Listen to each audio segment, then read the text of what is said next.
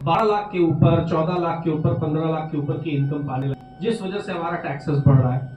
सिर्फ corporate tax बढ़ रहा हो, इनकम टैक्स नहीं बढ़ रहा हो, तो हम दूसरी तरह की पॉलिसीज की तरफ जाएंगे। इनकम टैक्स अच्छी तेजी से बढ़ रहा हो और कॉर्पोरेट टैक्स नहीं बढ़ रहा हो, तो सरकार दूसरी तरीके की पॉलिसीज लेगी। कंजम्पशन बढ़ता जा रहा है बट इनकम टैक्स नहीं बढ़ रहा है, तो उसमें एक अच्छी बात ये हो सकती है, लगता है इक्विटेबल आ गया है, सब लोग बराबर ही कमा रहे हैं।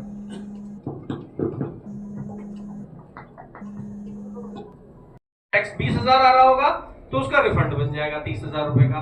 तो आप समझे ना, टीडीएस हम उस लाइन पे जाते हैं। तो सरकार क्या चाहती है कि ज्यादातर ट्रांजैक्शन हमें पता तो चले। लोग क्या करते थे, अकाउंट पे पैसे ले लिया, अब अकाउंट कैसे चेक हो, ये सारी चीजें अब हम एंटर करते हैं उस युग में जहां हमारे पास टेक्नोलॉजी ऐसी आ गई, ये सारी चीजें हम कैप्चर कर ले रहे हैं। आप पेटीएम से खरीद रहे हो, आप भी देख लेते हो पिछले साल, पिछले महीने क्या खरीदा था, उसके पहले क्या खरीदा, अभी तक क्या समझ में आया। जैसे एक दो क्वेश्चन पूछ के देखते हैं।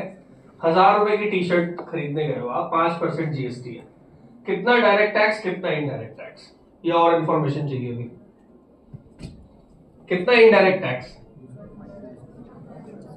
1,000 रुपए की टी शर्ट, उस पर 5% जीएसटी है, तो कितना इनडायरेक्ट टैक्स हुआ?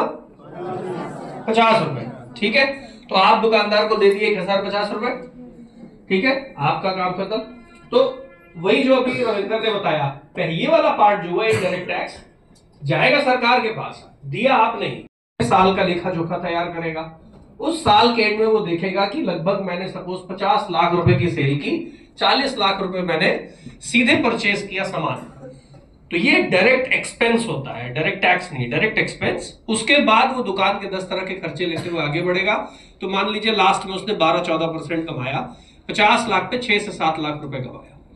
अब वो 6 से 7 लाख रुपए दिखाएगा अपनी कि ये मेरी इनकम थी इस साल की।